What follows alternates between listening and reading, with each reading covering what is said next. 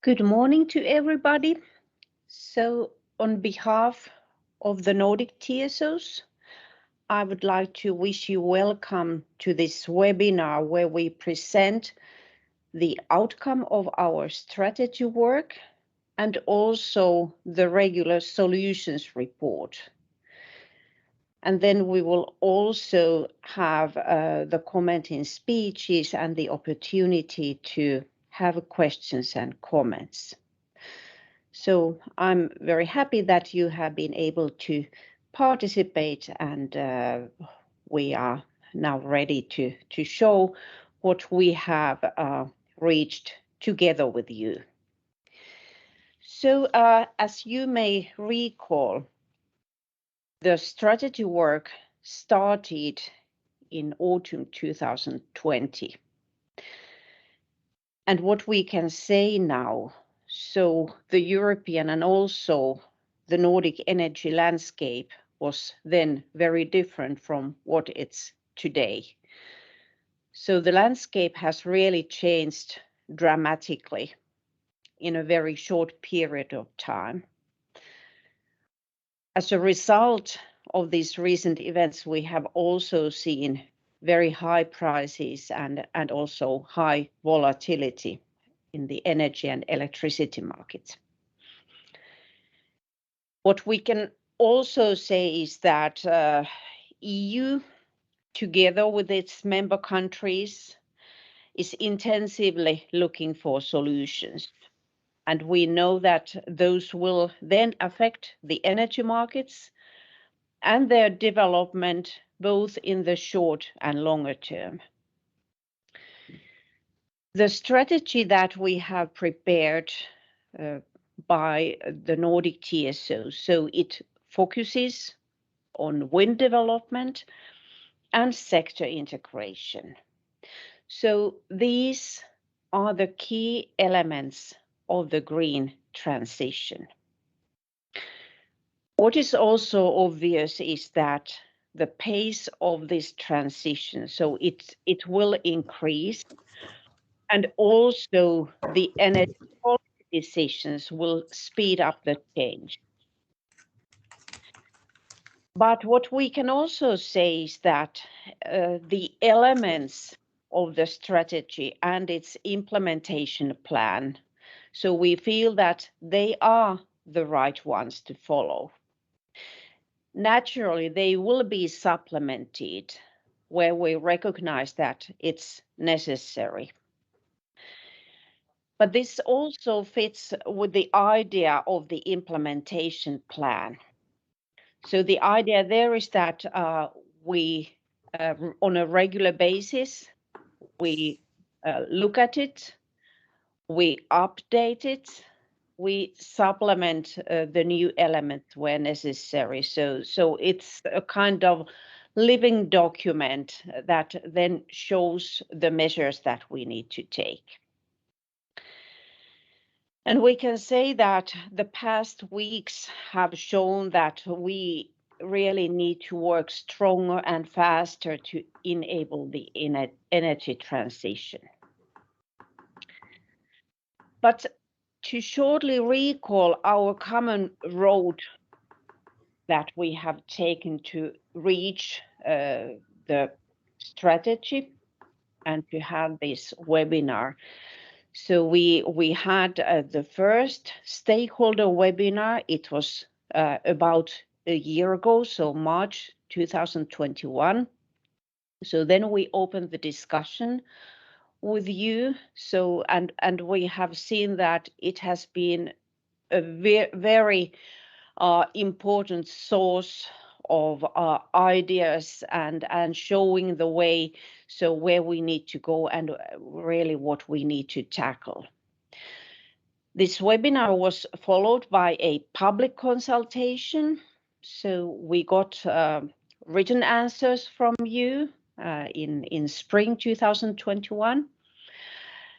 We also took the opportunity to organize a number of discussions and meetings with you. So with not, of course, with everybody, so that was impossible, but with as many as possible. And with all those inputs, so then we landed with the draft strategy that was then presented in October webinar. And then having the last final steps then ready for approval by the Nordic CEOs at their meeting that took place on the 9th of February. And also starting from summer, so parallel, we were working with the solutions report that you will now hear. So how the big projects and our doings in I would say in the regular and ongoing projects, so how that has been proceeding. And now we are here in March 2022. And the agenda for this morning's webinar, we will start with the presentation of the solutions part of the report given by Johannes Brun from Energinet, and then followed by a presentation on the strategy and its implementation plan by Jussi Matilainen, who is representing the Nordic Research and Development Group and also Fingrid. So then after that, we will take a short break to keep up our energy levels. And then we will start the second part of our webinar.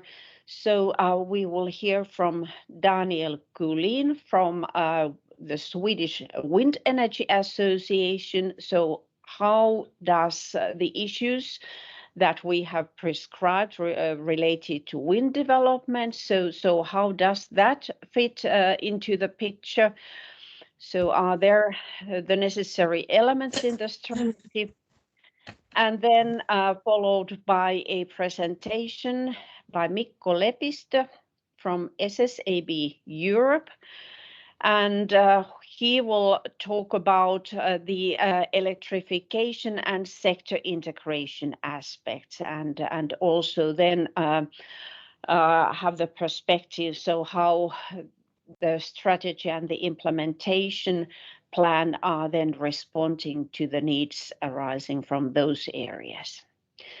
After that, we will open up the questions and discussion, and we will have Richard Repen moderating that, as has been the case before. So we will be in the reliable hands in that part of the session.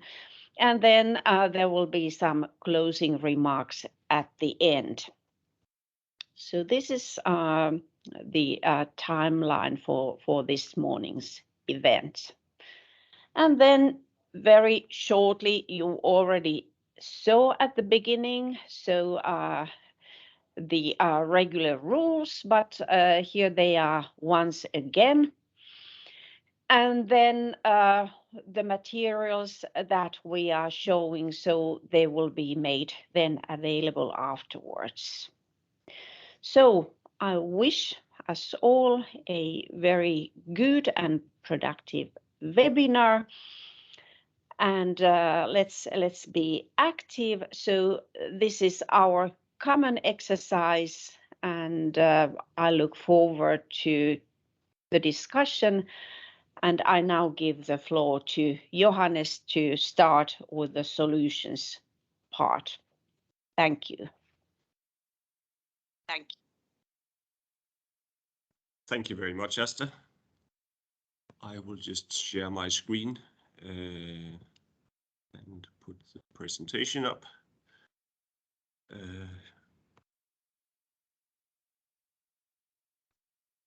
I hope you see my screen. That's what everybody always asks at the beginning of a presentation these days.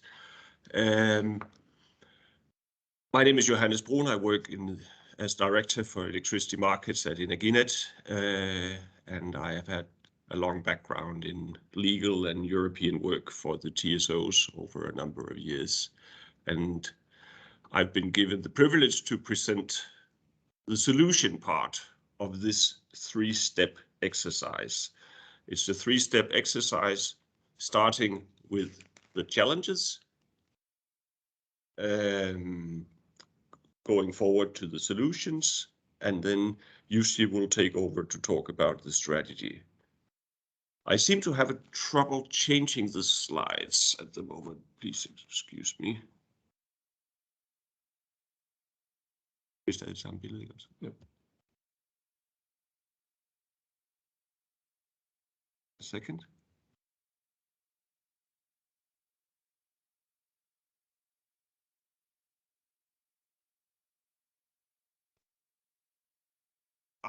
There it is. Sorry about that. As I said, it's a three-step exercise going from challenges to solutions and to the Nordic TSO strategy. So in the sense, you could say that this energy sector deals with both what you might call long stories and very short stories. Because if you look at challenges identified in 2016, I think it's fair to ask yourself whether those challenges are still on the table in this changing political and climate environment that we are in. It is the perception of the TSOs that we are still working on the right solutions. We have had looks at the solutions back in 18, in 20 and 22, and we remain of the position that the things that are on the table are the right ones. That is not to say that we don't reconsider, that we don't take stock of the situations and the developments as we go along, but we still think that the projects that we are working on, that I will go through here in the solutions part, are the right ones.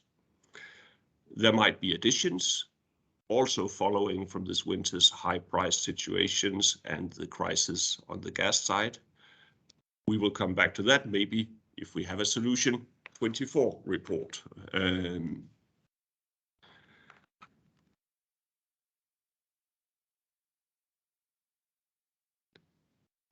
I'm terribly sorry, but there is a lot of delay in changing the slides. There it is. Sorry about that. What I'm trying to illustrate with this slide is basically that what we will experience in the coming years is probably the largest change to the electricity market since we conducted the market coupling and created European markets. It will not just affect the TSOs, it will deeply affect the NEMOs, power exchanges, the market actors. The regulators will probably also have theirs to deal with, and in general, it will affect all parts of the system. In a sense, it is a shift from when we worked on geography by coupling the markets. You could say that that development was horizontal in the sense that we exchanged what was originally a Nordic market, day-ahead market, into a European one, similarly with the intraday market. And now we are going, shall we say, into a deeper market development, a more vertical market development with shorter time frames, different frequency services needs, a more closely interconnected and regionally done operational planning. We will, of course, have our flow-based capacity calculation introduced. I'll come back to that. We have, in general, the balancing markets ultimately leading to the European balancing platforms that we connect to from the Nordic side, and a potential bidding zone configuration change. So there's a lot on the table, and I think what is needed is also to understand that these changes are greatly connected. What you see is a very comprised overview of the solutions of the different parts. It's probably not it's not needed at this point in time for you to dive very deeply into the details and the dates of this plan, since this is just a short overview presentation. But what the slide illustrates is that there are a lot of changes coming. You will be influenced by most of these changes, and when these changes are in fact implemented, we believe from the TSO side that we are in a good position to carry us through to the green transition. One little recent piece of news on the flow-based capacity allocation at the very top of this project is that just 4 days ago, on the March 7th, we went live with what we call external parallel run. What that means is that while we still calculate our capacities as NTC capacities, in parallel to this, we will calculate the capacities with the flow-based system, with the flow-based methodology. We will use the actual order books and have this parallel run that will last for at least 12 months. That's not only a regulatory requirement, but I think it's also a very good idea, not only for the TSOs, but in particular also for the market participants to familiarize themselves with what changes follows from flow-based. The first results in the external parallel run will be ready in about 2 weeks. Due to some technical reasons, the parallel results will be public with a 2-week delay during this year. Another point that I would like to make on this slide is there are many interdependencies of these projects. And I would like you also to pay attention to the note in the right corner that this is the situation as of February 22. We can anticipate that parts of these projects could be delayed, and due to the interdependencies between the projects, they will affect each other. They will affect each other in terms of timings, and there are parts of these projects that need to take place in a certain stepwise way where one project follows logically after the next. For us on the TSO side, these are in itself complex projects. They are also for the NEMOs, for the market participants, the RSC, etc. And the interdependencies that we see, or the complexities we see, are not only, shall we say, an internal Nordic thing. There are also dependencies towards our neighboring regions, towards the Baltics, towards the continent. So what we can say from the TSO side, that although we try to stick to our plans and although we try to mitigate possible delays, most likely there will be delays. But what we will try to commit to, or not try to commit to, but rather what we will commit to, is that we, in our communications with you, with the market actors, that we will be very transparent about this. So you know what to prepare for and at what time you need to prepare for it. That's a very important message, and I hope that by being transparent about it, we will still, despite the complexities, move forward with the projects in order to enable the ultimate goal of having an energy system that is fit also for a low or no carbon future. There are 4 blocks of challenges, if you will. We have the harmonized European balancing market, and I think it needs to be understood that in itself is probably the most complex project or program of them all, because at the same time, when we change basically the balancing philosophy in the Nordics, we introduce new types of services under the balancing markets, and ultimately we do this to expand the Nordic regular kraft market to be able to participate onto the European platforms, which will enable a larger playing field for everybody. And as it always is with competitions, you can look on this as an opportunity or a possible threat. But the fact of the matter is that we need to have efficient balancing markets, and just as we have done in the intraday time frame and the day-ahead market time frame before that, we need to have a larger market field or playing field and more market participants participating. This is not just a Nordic issue, it's a general European issue, probably a worldwide one, but let's leave that out for now. That with the increased amount of non-dispatchable renewable energy balancing markets become extremely important, even more so than what they have been in the past. We're also looking, that is again very much driven by our desire to create a market that is fit for renewables. That is what is driving the market time unit shortening from 1 hour to 15 minutes. That will lead to better planning options, more short-term decisions in terms of how to act in the market. It will also inevitably lead to more transactions, and also both on the operator side at the TSOs and at you as the market participants, it will mean that you will have less time to act in. This connects also with the IT complexity question on the right. On the more volatile system, it's more demanding. It's a more demanding task to balance the system. And I think that is a question that we are all basically struggling with. We believe that we have the right tools and we have the right projects. So once implemented, we will have a better chance to balance the system. What we need also, we need to engage new actors and develop new products.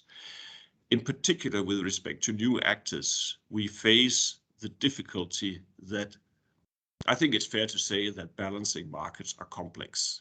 It's a different and a difficult world to get familiar with and to feel comfortable with and to act in. And if you come originally from the energy sector, you have sort of grown, not necessarily to love the balancing market, but you have grown to know the balancing market. But in order to get access to increased volumes of flexible production and consumption, we will need to engage with new actors that are less familiar with the energy market and balancing markets. And that is a challenge. It's a huge communication challenge that we work on, but it is a difficult one. We have to accept that and acknowledge that. Then I turn to the IT complexity. There are more actors. I guess we can already now say that back in the days, it was a matter for the 4 Nordic TSOs and Nord Pool to manage a lot of the transactions going on in the energy market. Now we have competition between the NEMOs, which means we don't have a single power exchange in the Nordics. We have the RSC in Copenhagen that does the capacity calculation, a number of other tasks for the TSOs. We engage with ESET on the settlement side and on the Joint Allocation Office, JAO, for long-term transmission rights. So basically, it means an increased complexity. There are more actors, and again, this will lead to a demand for not only, shall we say, less. It's part of the picture of less time to act in, and it leads to a higher demand for automation. I think this is very significant change in how the system is managed in the 4 Nordic control centers. They're working on a number of IT projects that will enable a higher automation and ultimately leading to the TSOs being able to act in these more complex environments. I've talked a lot about markets, not only because of the agenda, but also because it lies close to my heart. But being from a TSO, there is always the infrastructure side to things, and it should not be neglected. Markets can help us a lot. I hope, for instance, that flow-based will help us a lot in having a better capacity allocation performed in a more dynamic fashion. I think that's an important step. But at the end of the day, there is a physical infrastructure side to things.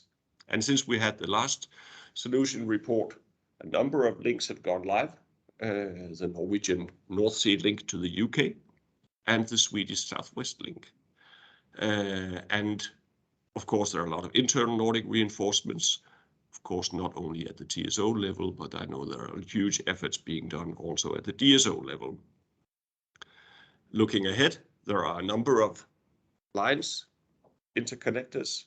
There is the Viking link from DK1 to UK, and the Aurora line from Finland to Sweden. A lot of others could be mentioned. If we look a little further ahead, there will be the energy island question that we, at least from the Danish side, very much hope will materialize both on around Bornholm and in the North Sea. Grid development is still a core part of the solution to the green transition. I will not go into much detail about it here, but that is because it has its own dedicated report.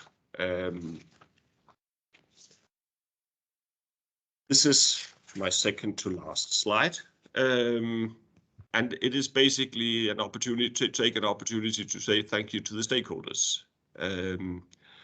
What I like about this picture is that there are different phases of projects during which we engage in different fashions with the stakeholders.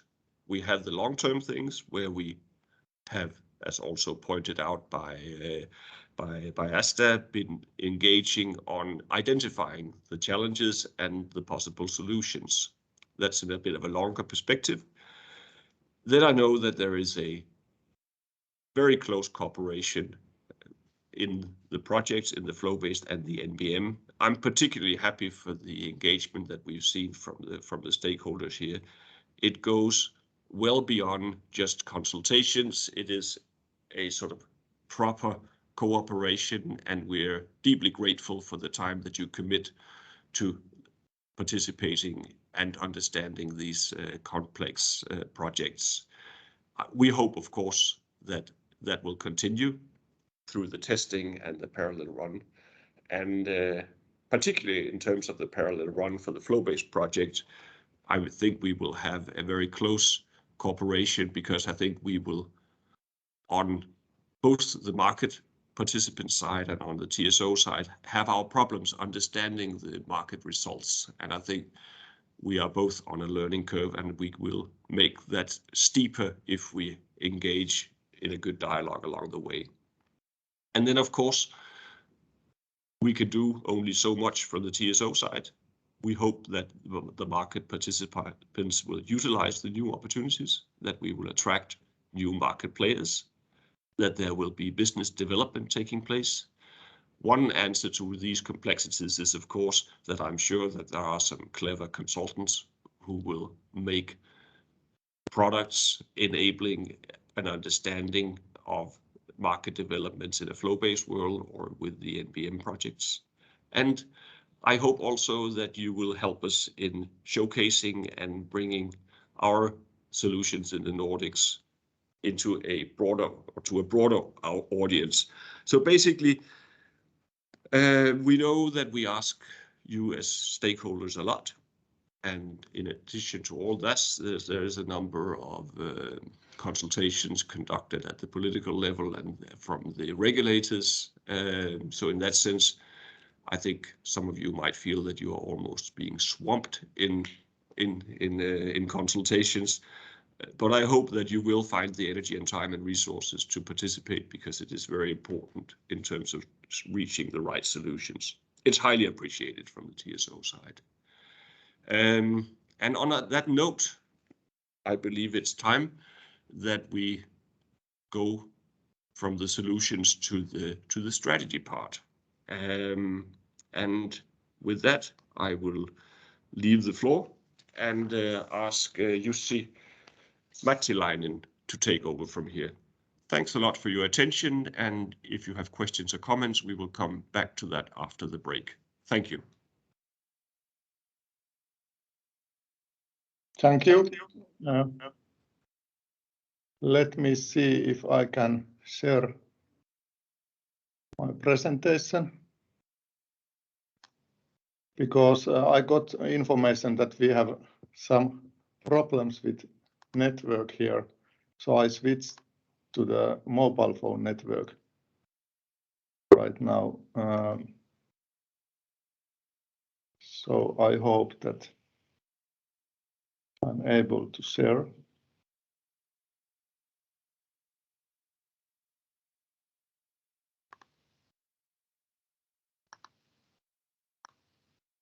Okay. Now the common question. Can you see my slides?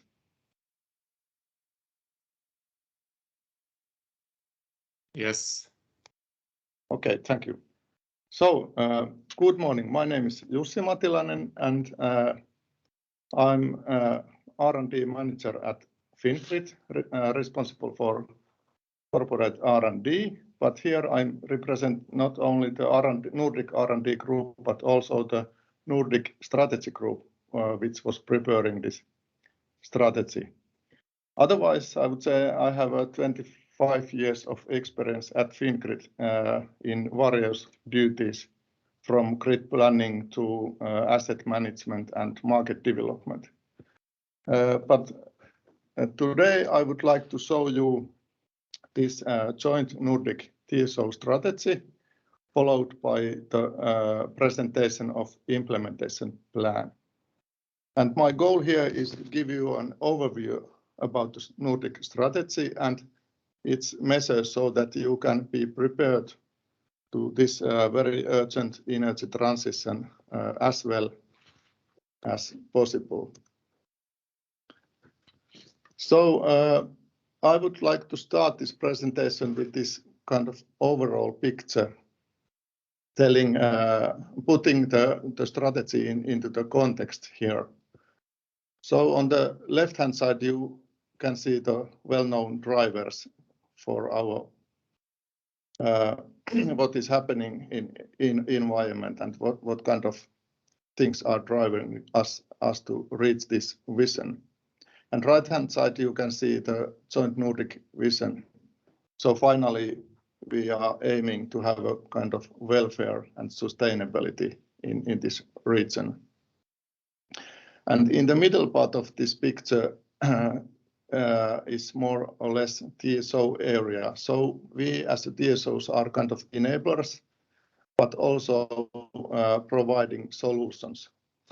And today, the focus of the strategy is here inside the red circle, to give a kind of idea how to integrate renewable generation and especially onshore and offshore wind power to the grid, and also how to develop the sector integration. And then this rolling wheel represents the storyline for this strategy. So you can hear this rolling wheel going towards the climate goals, and it's pushed by technological development.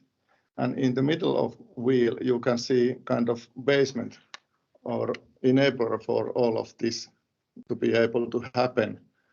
So energy grids, which is not only the electricity grid, but other forms of energy grids as well, like gas and heat.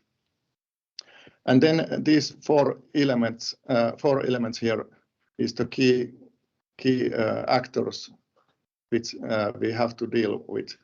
So first, in order to get rid of the fossil fuel-based heating and transport sector and so on, we need to electrify those. And how to cover then this increasing demand for electricity. So in the Nordic region, we have this wind power, which is now in the focus here. So that helps for electrification. But as we all know, wind power has a nature of fluctuating according to weather and wind.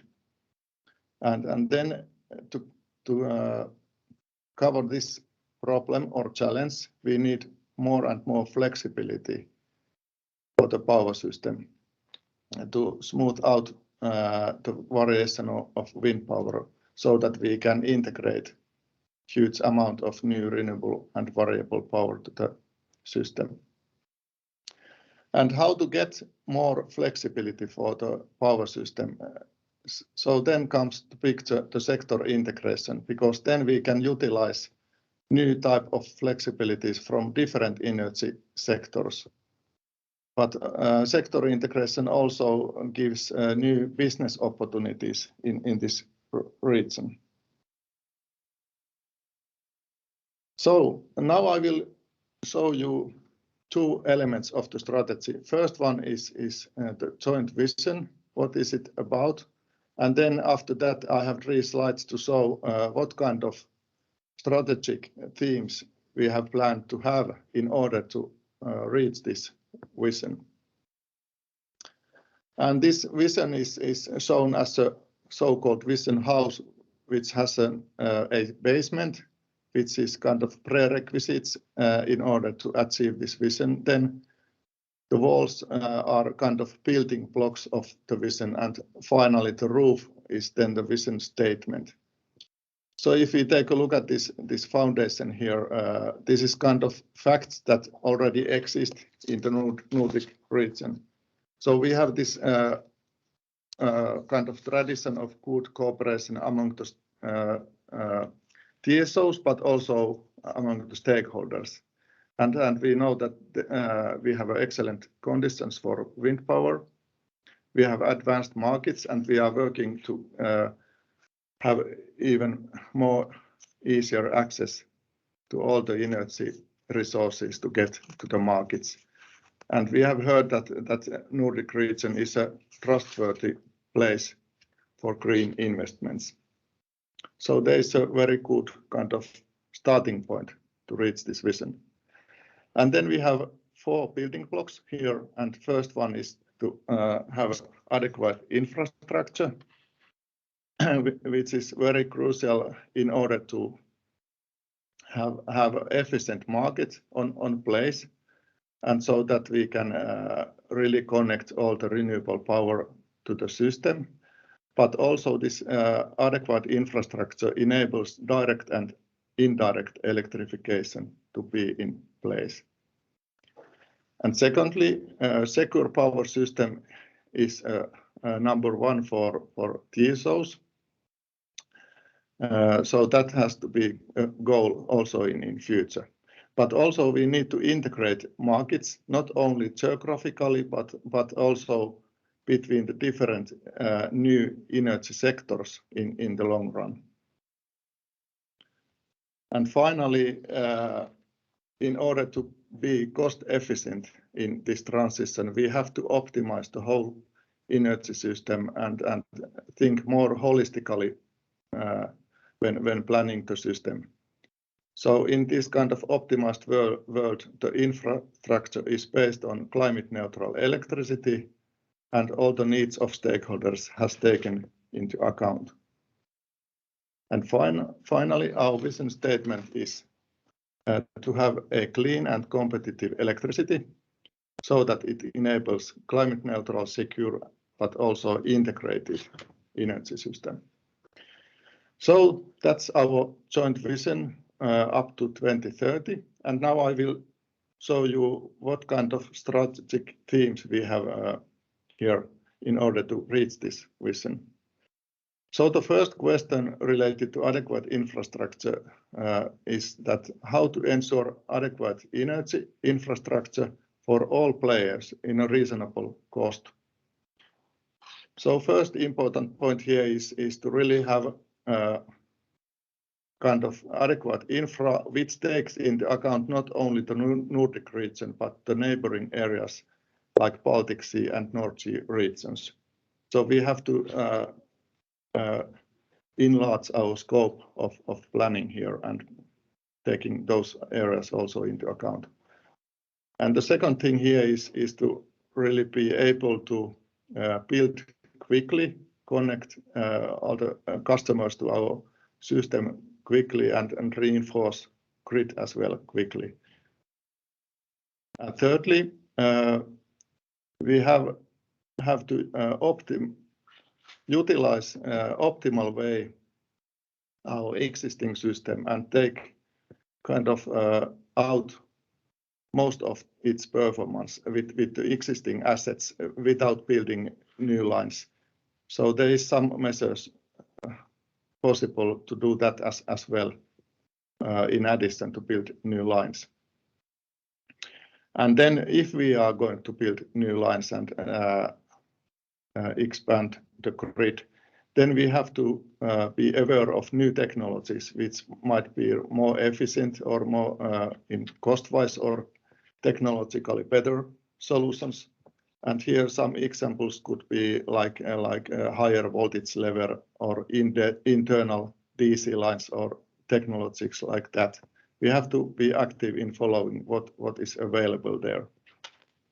And actually what I also could have an example of this optimal utilization of existing system. One example there is to have kind of dynamic line rating technology. Or other example could be to install series capacitors to lower the impedance of overhead lines. So these kind of technologies and systems could be utilized even more. And then the second question related to secure power system and integrated market is that how to ensure this kind of secure system and how to really form this integrated market. First thing here is that we have to ensure market access and financial incentives for all energy resources so that they have an incentive and motivation to come to the market and provide enough adequacy, flexibility, as well as system services. And some examples of those financial incentives could be, for example, to develop kind of market signals that really reflect the current situation in terms of time and location. And also it could be some kind of investment incentives for flexibility resources or more accurate pricing of flexibility. And in that case, there is this ongoing project, for example, Nordic Balancing Model program and 15-minute market time units. Those are supporting these goals as well. And then second thing is to have develop the requirements, technical requirements for new type of energy resources, so that they can ensure or we can or market can have the flexibility out of those, and also that they can support the system security, for example, in case of disturbances. And one example of those new resources could be, for example, electric vehicles or for example, electrolyzers which produce hydrogen. And then this is a very TSO specific issue, but there is a need to really monitor flexibility available in the Nordic region, because the importance of flexibility will be increasing all the time, but not only to monitor, but also to forecast it. And I know that there is some projects that it's already possible to forecast it in a national level in some cases, but to really put that together so that we have a big picture in the Nordic level. That's the aim here. And finally, the question is that how to take into account offshore wind power in the existing electricity markets, and how to fine-tune the market design. And one solution to be investigated here is to introduce offshore bidding zones. And then the third and final roadmap slide here is related to optimized energy system. So how can the Nordic TSOs contribute to the development of this kind of optimized energy system, not only the power system. The first step here or area could be to develop tools and create cooperation models for more holistic energy system planning. So first thing is to move little by little from the power system planning to the really energy system planning, to think more holistical way.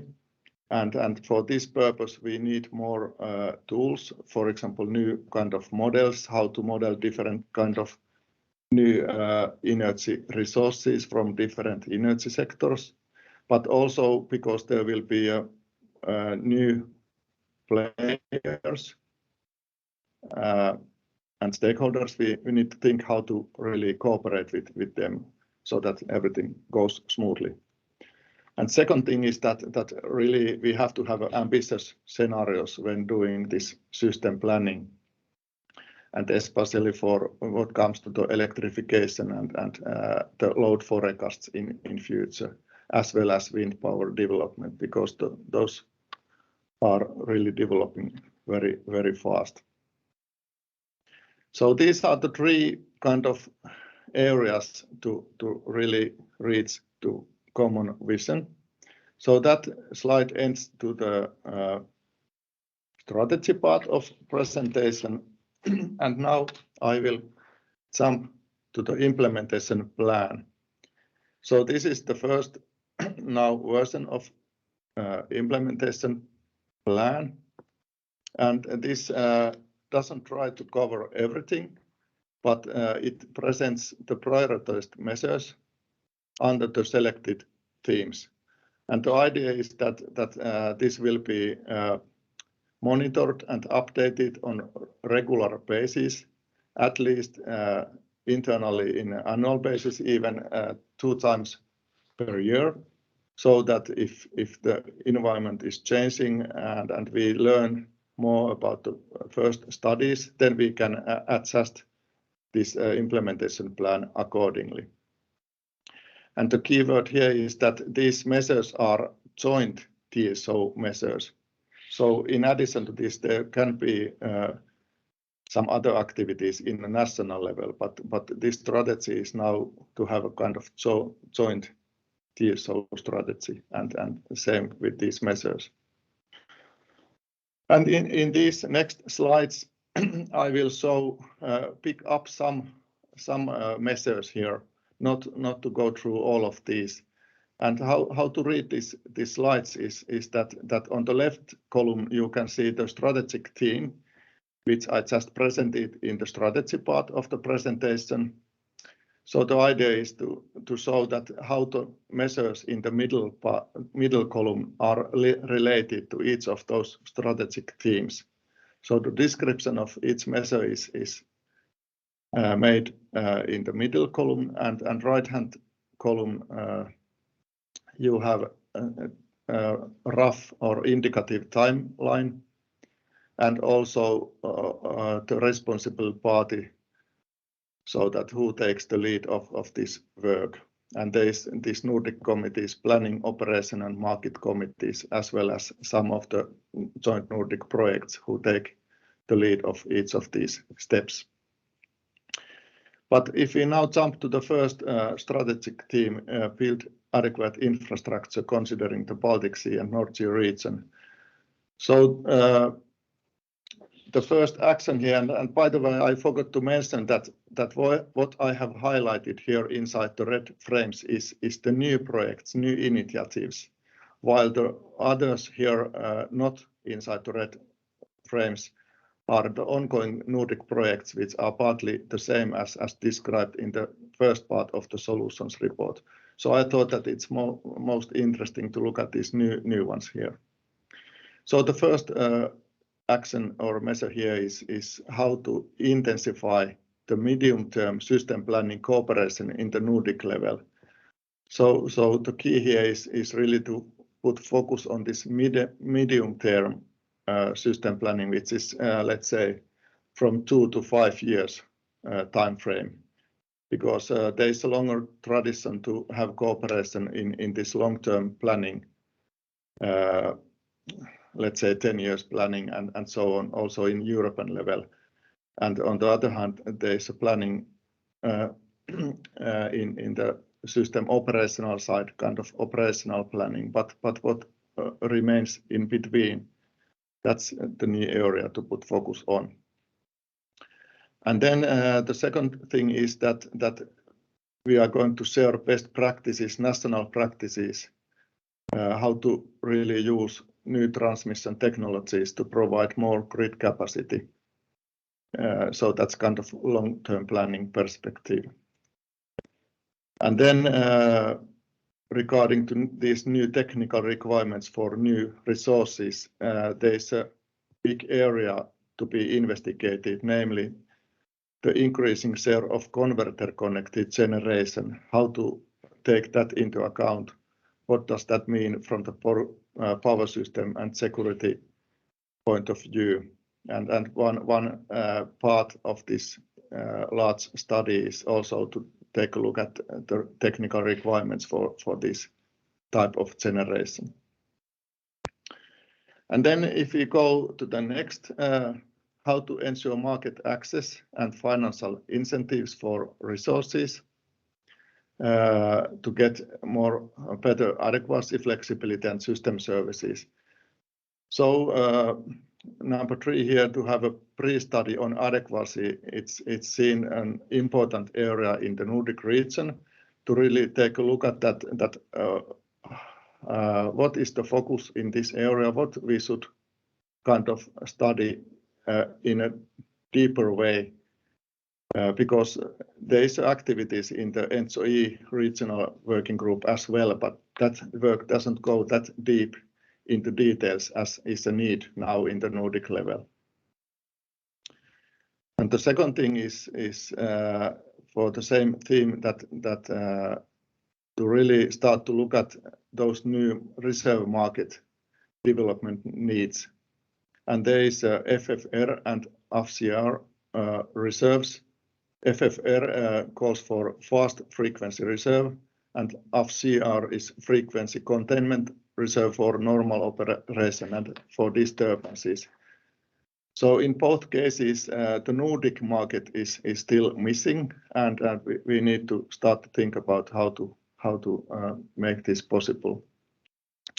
And also we have to define reserve needs and create good visibility and transparency so that all the reserve resources are motivated to build this capability and come to the markets, reserve markets. And finally, we have to harness wind and solar power also, so that we can get reserve power out from those renewable power sources as well. And then here the strategic theme is optimal utilization and performance of the existing system. So this is a very draft idea yet to explore the ways to utilize system closer to its limits, but I know that there is a lot of activities in national wise. So we have to now just cooperate in the Nordic level so that we share all the knowledge and perhaps develop something new altogether. And then related to this offshore wind power, we have to start to work on principles how to integrate offshore wind to the power system. And here it's important to mention that we have to take into account this Baltic Sea and North Sea regions as well. And finally, last slide about this implementation plan related to this holistic planning and new cooperation. So we could start this work by including new energy sector and in this case hydrogen into the planning to think together with gas grid that what is the optimal solution when taking into account two ways of transmit energy. One is the electricity and another one is the gas or hydrogen. And so how to plan this all together. and in future also to take into account other grids like district heating and so on. So that was the implementation plan, and now I will have only one slide for you to have hopefully some takeaways to home, and at the same time we have to remember that this is a call of action for all of us. So what are the key messages here? The first one is that we really have to have a broad cooperation with across all the energy sectors and with different and new types of stakeholders. And then secondly, the adequate infrastructure is a key and kind of key enabler for everything else. And this is needed for having efficiently working markets, but also to be able to integrate these renewable energy sources. And number three is that we really need flexibility, and we need it not only from consumption, but also from the new type or different type of energy storages, and also generation have to be flexible, so that we can have this power balance management as well as congestion management on place. And this flexibility is also needed by distribution grid and also the different kind of market players themselves. So it's not only TSOs utilizing this. And then it's vital to have an easy and equal market access for all the players, so that and we need to have a proper incentives for as well for all the players and energy resources, so that we can have this adequacy, flexibility and services on place. And then power system planning should include the wider area, as mentioned already. That's the important one. And last but not least, we need really streamlined processes to make the grid capacity and grid connections available in time. So that's the key messages, and I hope that you had at least some insights from this strategy presentation to take with you. Thank you for your time. Thank you very much, Jussi. There was one question already in the Teams channel. I think that as you Jussi saved a couple of minutes, we can take that, and it's related to the eventual restrictions to build wind power in certain areas due to military reasons. And this question is towards the other Nordic countries, so Finland, Denmark and Norway. I think that we can start on behalf of Finland and say that we do see such restrictions. So currently our wind power is located on the western coast and in the northern part of the country, in eastern Finland and in the southern part. So we do not see, and this is a topic that has been on the table, and there have been discussions, but there isn't, I would say, a significant solution yet. But if somebody would like to elaborate, so there are a couple of minutes before we start our break.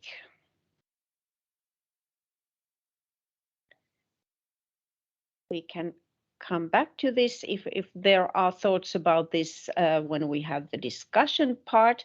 So we now have this break, and let's be back at 10 past, and then we will continue with the commenting presentations and the discussion. So see you very soon. So welcome back from the break, and we are now ready to continue. So we have the commenting presentations, and it's Daniel Kulin from the Swedish Wind Energy Association who is starting. So how does the strategy support the wind development in the Nordics and its neighboring regions? So the floor is yours, Daniel, please. Thank you. Let's see if I can share this one without spoiling all the nice upcoming pictures. Hello. The standard question: can you see me and my presentation? Yes, Yeah. bright and clear. Excellent. So nice to be here, and thank you for this event, and thank you for this strategy and for the previous presentations. It's great. First things first. This is, I mean, I don't have to say it, but this is a 5-star thing to do, to cooperate and to deliver on all these strategical questions that you have identified. And I agree with the previous speakers that said, even though some of them are identified some years ago, it still holds. And I think this is really, really positive. So when I've stated that, and with that as a backdrop, and with no doubt about it, I will go into maybe some criticism and something on my that could be added on my wish list, and so on. And I will also show some market figures for the wind power and what it needs and so on, because it's always when authorities, I mean, in Sweden, Svenska kraftnät is very much an authority. In some of the other Nordic countries, it's not really like that, but it's a very, very thin line between just putting makeup on a pig when you're doing strategy and actually doing something great. So I think I will get into that. First, worth to highlight this strategy and this paper that we have put forward. It actually focuses on the real development, and that's great, because we haven't seen that before from the TSOs, from the regulators, from the politicians, and clearly stating that wind power, renewables have a clear role to play. That's groundbreaking. That's new actually to this discussion. A couple of years ago, we didn't have that clarity in the discussion. So that's really a big leap forward for all of us, and for finding new answers to a solution. As you probably know, all of you in the audience, wind power is the second biggest source of power in the Nordic system, and yeah, it will be also in all individual countries within shortly, and Finland is now the biggest wind power market. Sweden have had that role for a couple of years, so we think it's time now for Finland to step forward and build, and we are happy to see that development. But we cannot stop here. It's no stopping here. Transition is real. Offshore wind is real. Solar energy is real, and you have forgotten it a little bit, I would say. Higher electricity demand is real, and that must also be a backdrop for such a work as you are doing. And it is, of course, but I mean, an even higher electricity demand is real. So there is a need for all fossil-free generation. In Sweden, we have this debate about nuclear or wind, and that's just a silly debate. We need both. We need all fossil-free power, of course. It's not a beauty contest between different power sources. The transition is about building more and building faster. That's what it's about, building more and building faster. Maybe I will come back to that. And there are many of us that need to do it. But as TSOs, well, you have the best spot, and you got to lead the way. It's there's not going to be built any electrification in the industries, no more power generation if we cannot provide power grids. And it's also a very, very robust result from I mean, all power system scenario work that is done, if you let the models build out capacity freely, they will, and we cannot have too much capacity. Or of course we can, but I mean, I see no risk that we have too much capacity. I think even we should look at that kind of bulk power transmission systems built in China to move 10th of gigawatts, maybe from the north of Sweden down to Germany. I don't know, but we need to bridge. We need to bridge like the geographical dissertation. So maybe it's windy in Germany and Denmark like today, and not so much in Sweden. And then the other day it's the other way around. We need more transmission capacity. So let's get into 3 warnings that I have identified in this report. The first warning is underestimation. And I know you think you're ambitious, and in historical context you are ambitious, but in the context of the future, this is not ambitious.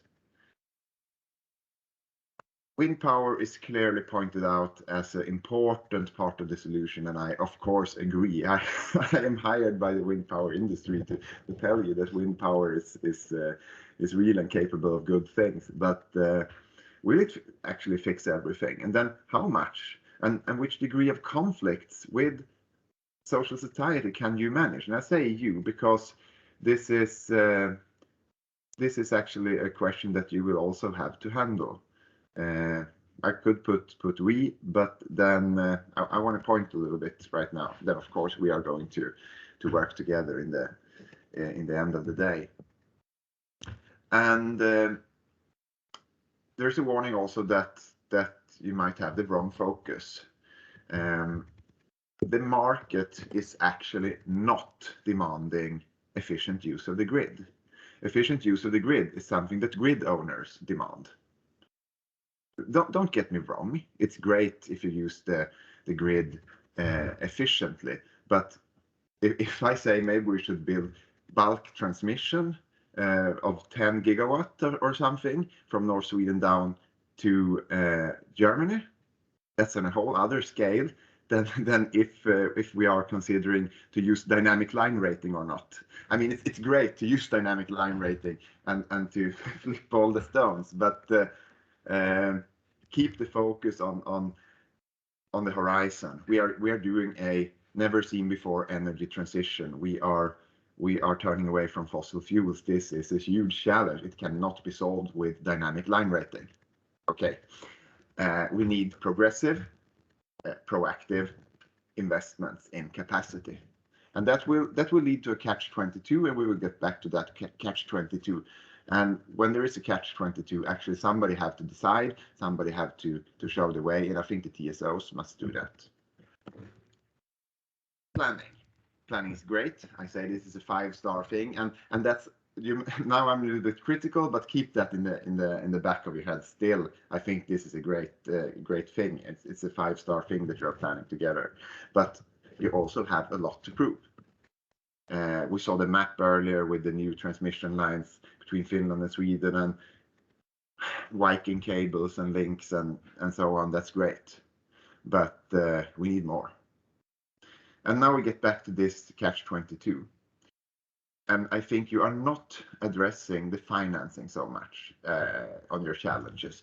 But if you are to build a bulk transmission of power of 10 gigawatts of power from northern Sweden down to Germany, for example, then financing will actually be an issue. And the bottleneck incomes used today to finance capacity increases must be used to finance capacity increases faster. In Sweden, we have now this debate to use the capacity, the bottleneck incomes to decrease the tariffs. And you have probably heard of it. It's in the short term. I don't want to be so harsh and strike down on it too hard, but bottleneck incomes must be used to build more capacity. And if that's done proactively, we will have no bottleneck incomes, and that's the catch-22. If we do what we need to do, we will have very, very small price differences, then we will have small bottleneck incomes, of course.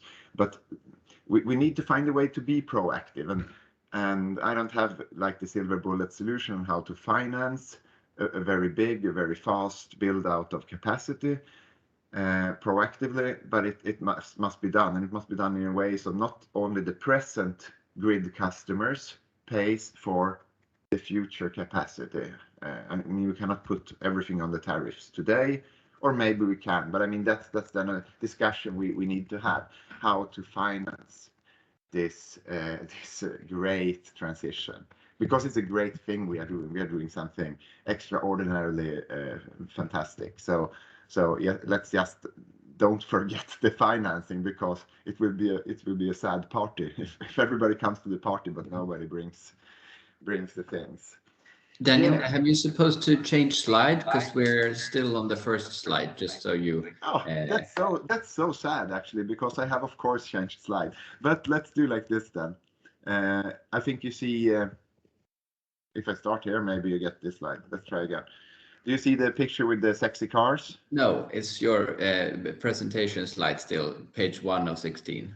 Ah, okay. Then let me try to fix it. But I think, of course, you have heard me probably.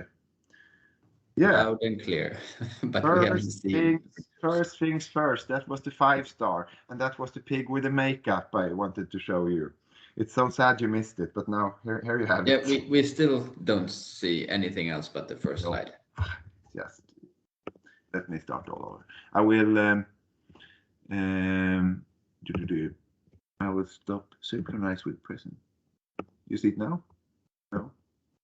No, I know Jussi had the same problem, but then he fixed it. I don't know how he solved it. Maybe he can call out. I will. Yes. Oh yes, stop sharing and share my screen instead. I think that's probably an easy way to do it. Yeah, now we see. And now you see the pig with the makeup. Exactly. Yes. Sorry, but I saw it in my mind. It's very important that we all look on the pig with the makeup and contemplate: is that me? No, of course it's not. It was just funny. But I have, as I said, you have heard this: underestimation, wrong focus, and planning. You have a lot to prove, and here are the sexy cars where we are now. But thanks for telling me the pictures didn't show, but I'm glad the sound seemed to have worked, because that's in the end of the day the most important, I think.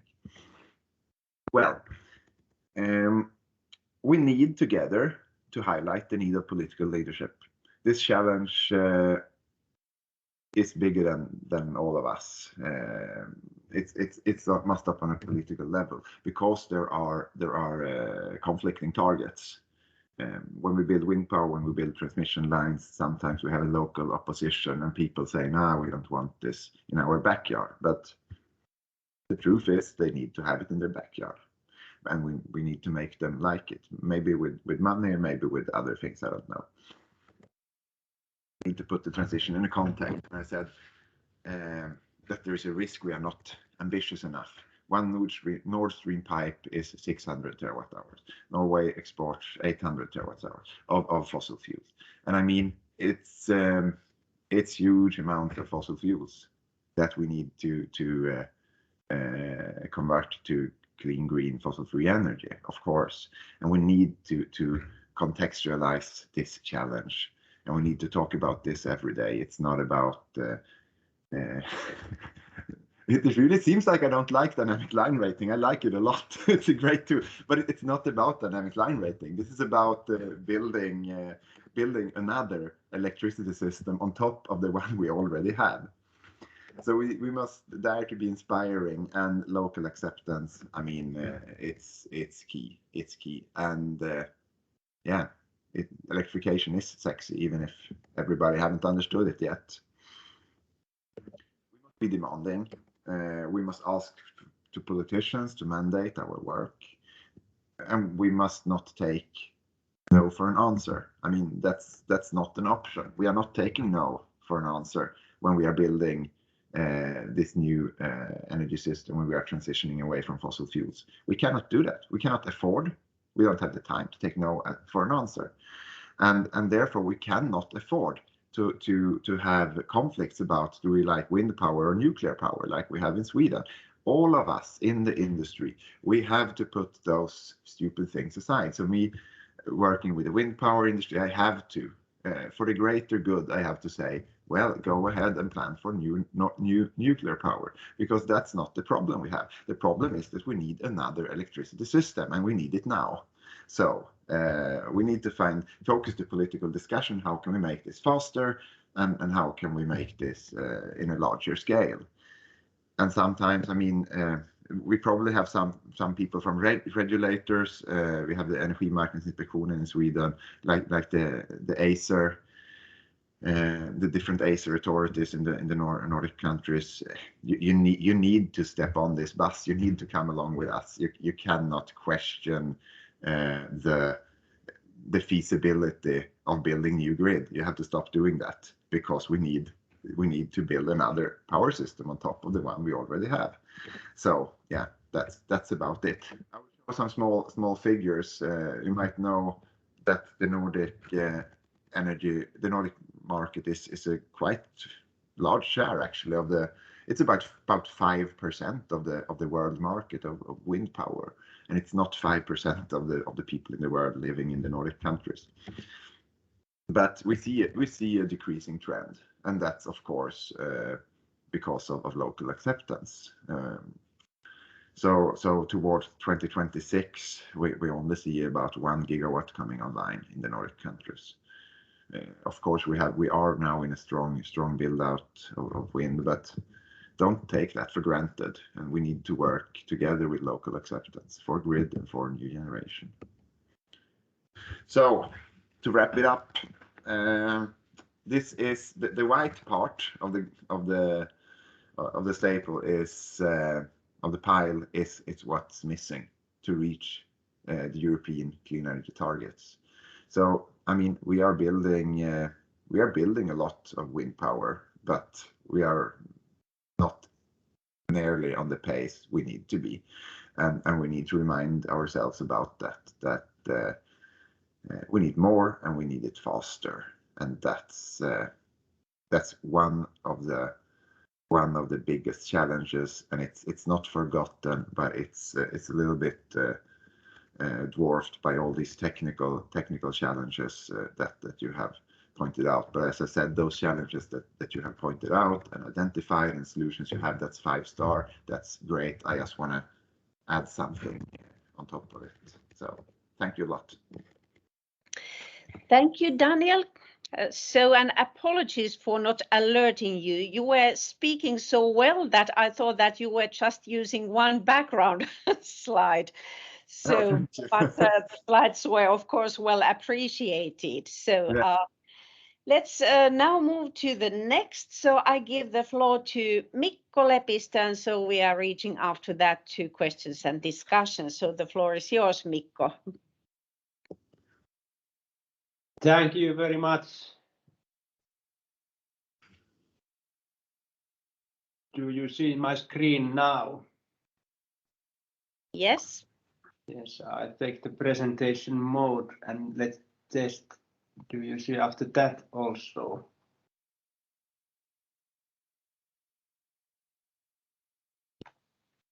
Yes, now we see only your slides. Okay, and if I change the slide, do you see that also? We see it. You have to teach me later, Mikko, how to make it. Okay. Thank you very much. I have possibility to tell something from point of our companies and our Finnish side and Finnish issues. So my presentation is needed measures of cleaning energy consumption through electrification, and I start from the background and very clear issues where we are now. We have climate change challenges, and climate change it is very true issue, and everybody thinks same way from that issue. And for that reason, we need to decrease CO2 emissions. It is also very clear for everybody. And all people who have followed the energy market understand that the electrification is the big role for the CO2 emission decreasing. And it is now very good possibility for all Nordic countries for that reason, because we have very good electric grid and a lot of issues what give competitiveness for us. And I listed a couple of those competitiveness issues in the slide, and this is a stable geopolitical area. In every case, what has happened, we have very long history in Nordic areas, and seems that we are quite good situation from that point of view. Although we have Russia in neighbor countries, but we have living together with Russia with many decades, and everything has worked very well. So Nordic area is stable. And when think about other competitiveness for us, it is excellent condition for wind power. And it came from that issue that we have space to increase onshore wind power, which is the cheapest way to produce electricity now, and it gives huge competitive compared to the, for example, continental European level. About half of European hydropower is located in Nordic area, and it is the best solution for the balancing issues. So together with wind power, this hydropower makes very good combination and gives advantage to us. And in Nordic area, we have strong electricity grid, totally strong. In Finland, the grid is stronger than in Sweden or Norway, but together we can develop the grid even stronger in Nordic areas, and it gives also advantage to us. And advanced electricity market has started in Nordic area. We have a lot of good manners for that, and we are ready to develop that even more. And when think about point of view, big companies, which are global companies, the big issue is where the cheapest stable energy is, and it makes very big role when we do investment decisions. And this is very good issue that Nordic TSO has done cooperation, and the solution reports that you published, it is very good, and I think very same way all the three big goals what you have mentioned in the report. I think that the adequate infrastructure is needed. It is the most important issue, because the one should be the first one. If we have enough grid, then we have possibility to add supply and also demand on the grid. And if we don't have grid, it is not possible. And grid building takes time and need to do beforehand. And now we need to take some risk and trust for the coming electrification, and build up a lot of grids for the future needs, because the project takes so many years before those are ready. In Finland, Fingrid has very good plans how to increase grid capacity. Sweden also, but I think that even we should speed up the project and make future plans even more than today. Then other good goal in the report was providing a secure system and integrated markets. And I see it that the integrated market and best basis for the good market is strong infra. and I think that way, that if we have a lot of price areas, I think that then the market is not the whole market. Only when the price is same in areas, then we have whole market.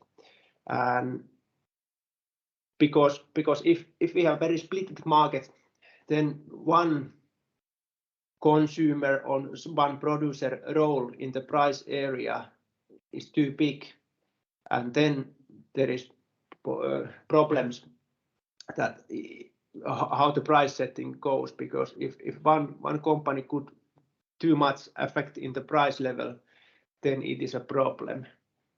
And if we have enough strong grid, then we don't need to do too small price areas, and then the electricity market works better.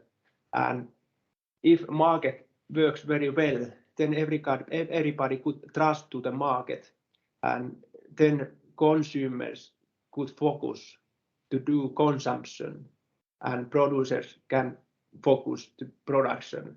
So the market between the producers and consumers works, and everybody can do what their main item is to do. Then optimize energy infrastructure. There is a lot of issue which is possible to optimize. I brought it down cross-border optimization because we have a lot of grid from north to south, but when think about crossing from countries to the other countries, then maybe if we develop Nordic grid very optimizing, we really should think where is the best plans and where is the best place to build up, for example, electricity lines, and how we can do it very holistic, thinking about Nordic areas. Then dynamic grid operation, it gives some possibilities because when it is winding, then we have a lot of wind power, but then also it is possible to transfer via the grid even more electricity. So I think that it has a very big role also in the future. Sector integration comes, and from that point of view, I list up, we need to balance wind power producing and consuming, and sector integration, for example, like that way that when the electricity price is very low, then it is reasonable to do, for example, heat by wind power. So it gives like floor price for the electricity, and it helps also investments. We see that every kind of burning should be more difficult also in the future. So one issue where we get to heat to the cities is the recovery of the waste heat issues in industry.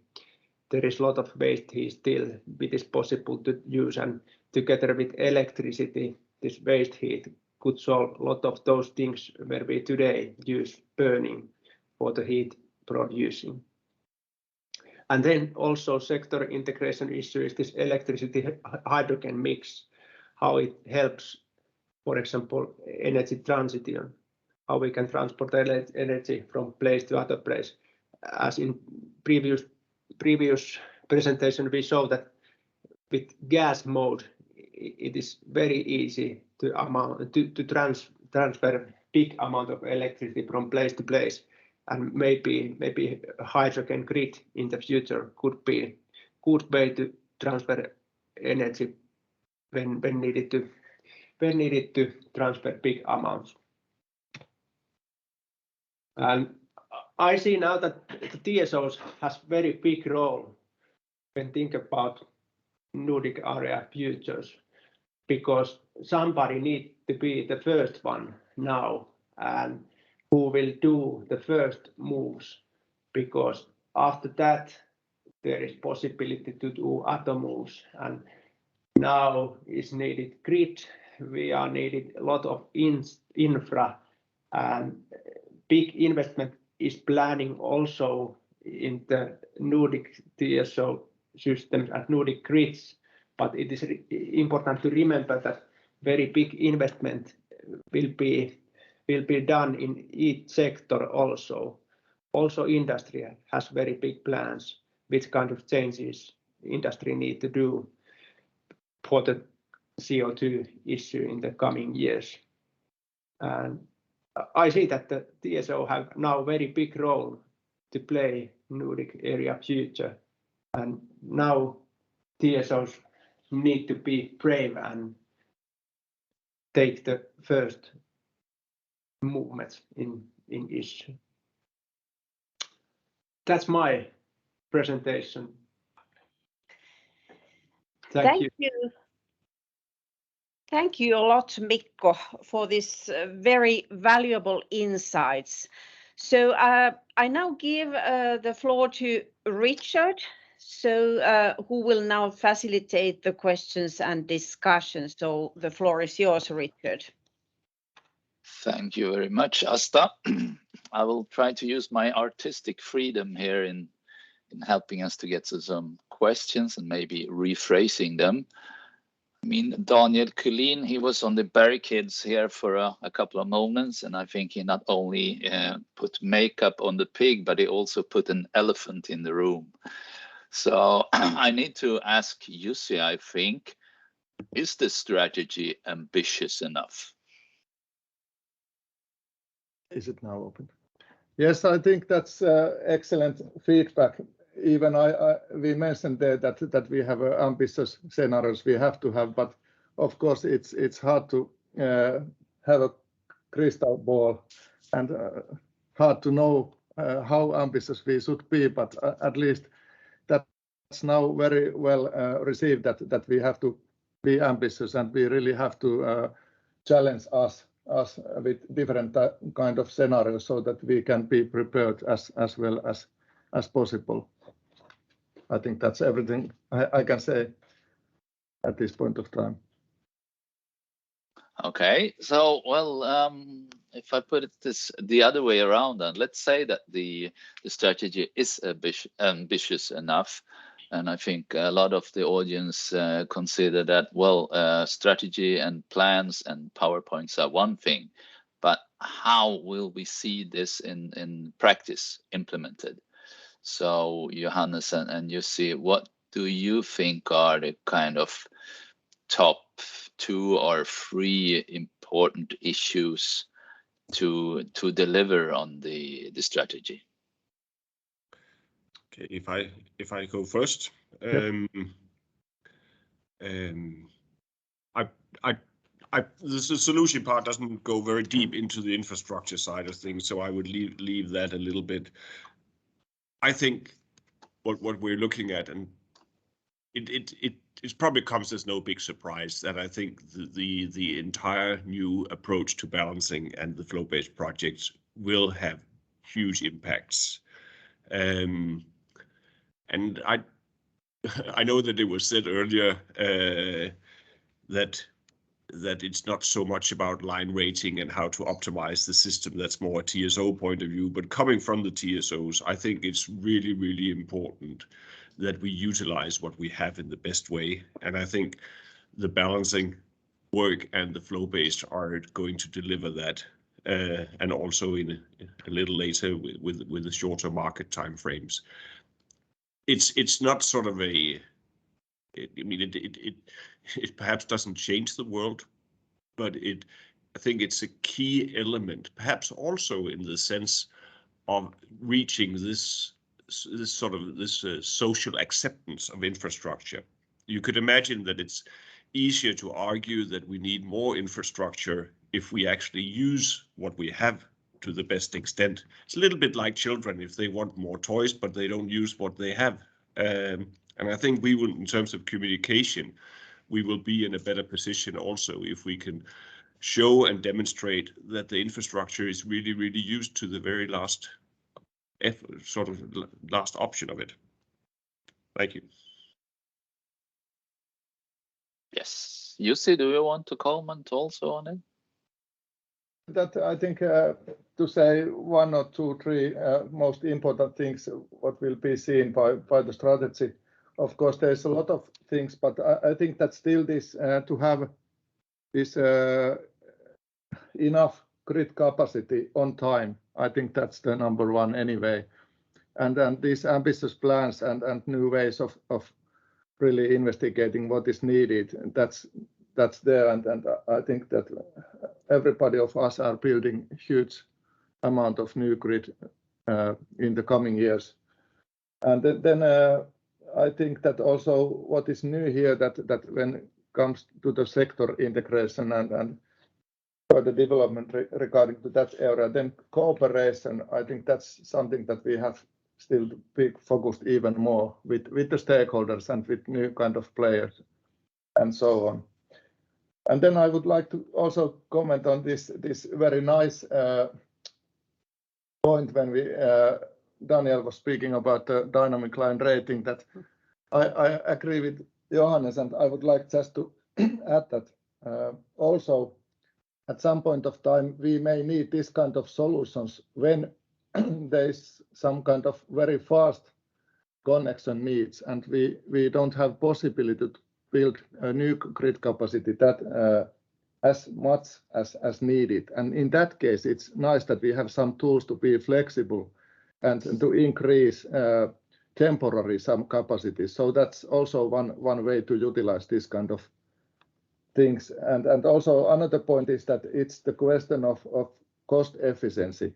Even it's the minor thing compared to the new grid. Still, I think that all the customers would like to see us as cost efficient as possible.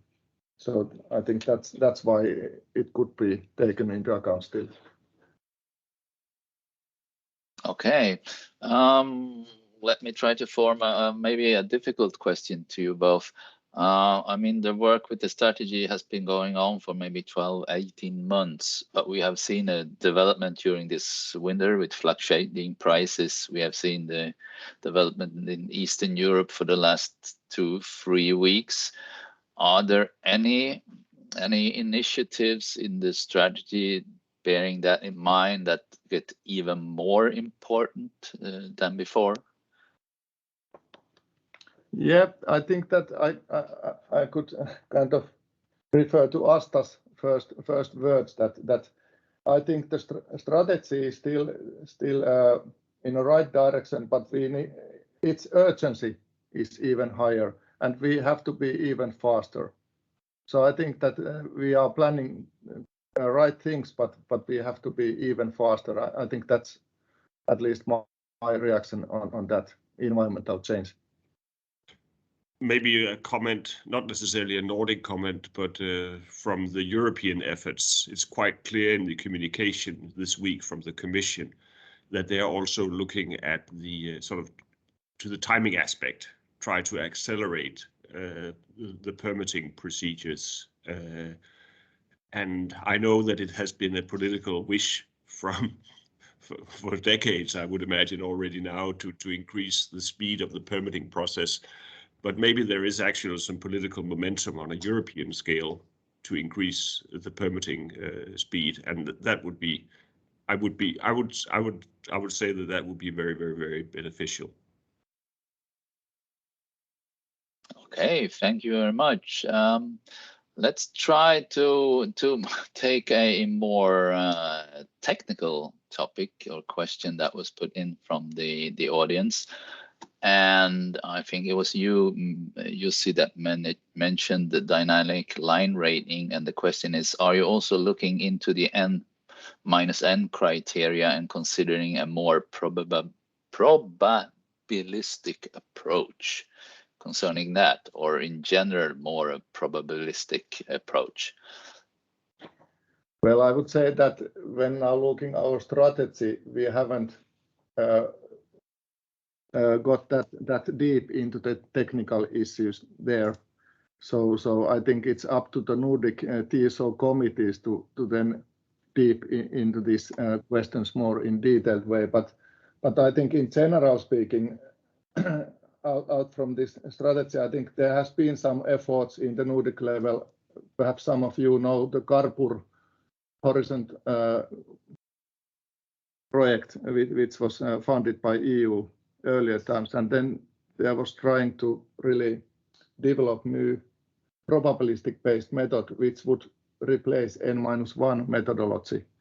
But you all can guess that it's not that straightforward to really implement this kind of new theory at once, because you need to rely on that and so on also in the control room. But I think that Johannes mentioned also this automatization, and then I think these kind of issues will become little by little, because the power system will be more and more dynamic, and then there's less time for human being to make decisions, and then we will need more and more kind of automation support for our decision making. And in that way, I think that in a way it's coming little by little, I would say.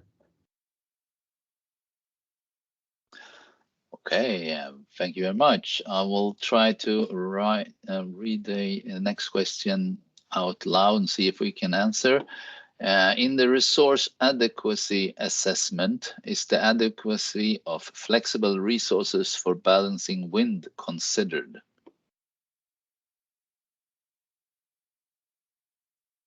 Yeah, I think that's also something that we haven't discussed that much in detail, but I think this adequacy is related to power adequacy general. It's both adequacy of grid, but also adequacy of generation. And then I think the flexibility is something else. Then it's kind of a way to use these resources. But I would say that this adequacy means kind of wider context here. It's grid and generation. Okay, let me put in another question. In a, let's say, a bit more unstable Europe, how about, I don't know what the correct English is, but security or safety of the power system?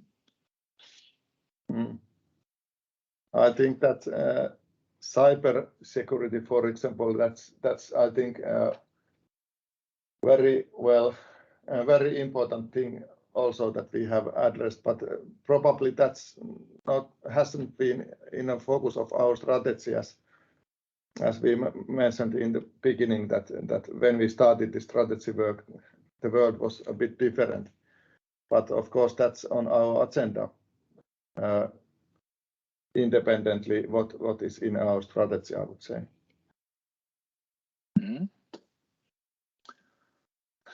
I think I will put in a last question before handing over to Asta, and that one would be, does the strategy adequately address the, sorry, it's moving around, the usability of the transmission infrastructure?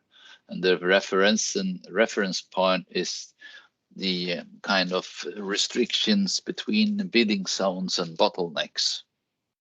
Are we really handling that in the existing transmission network? Maybe I should try to answer this. Currently, we are in the process of having what's called a regional bidding zone study, which basically means that on a regional level, you assess the structural bottlenecks, and based on data that we have provided from the TSO side, the regulators will sort of come back with a draft suggestion.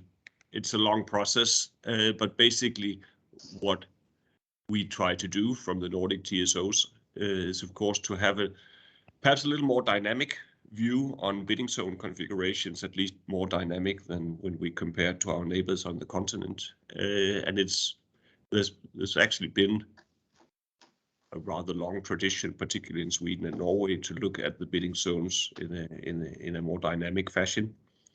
Whether we actually have the right configuration is of course questionable, and I see also there's a question in the chat regarding the increased congestion income that we've seen together with the high prices and the high price differences, and that of course will lead to a discussion. It's not included as such in the solution and the strategy work, but I imagine that there will be some discussion on the how to best use the congestion income. It's inevitable that there is a financing question in terms of the green transition, and there will be questions related to how best to utilize these bottleneck incomes. But again, it's a little bit out of scope of what we have on the table for today's discussion, but I think it will be something that we will come back to. Thank you very much, Johannes. Since time is flying, we will try to gather the rest of the questions in the chat and see if we can answer on them online. But I will hand over to Asta for the final close-up. Thank you, Richard. I'm now trying to share my screen. Yes. So some takeaways. So I think that it's not that easy to sum up 2 hours with presentations, questions, and discussion, but still. So Johannes was telling about the solutions part, and I think that it's important to take the note that it's not just the TSOs who are working on these various projects and the solutions that they are bringing. So we all are participating. So it's the NEMOs, it's the market actors and the various parties. So this is a joint thing that we are doing here. The strategy is not covering everything that is happening in the Nordic market and Nordic area. We have been focusing on wind development and sector integration. And also the focus has been on what we as Nordic TSOs need to do together. So there are also national things and also really important roles for other parties as well. But we wanted to start from something and to bring this development further. And I was very glad to hear the comments and the support.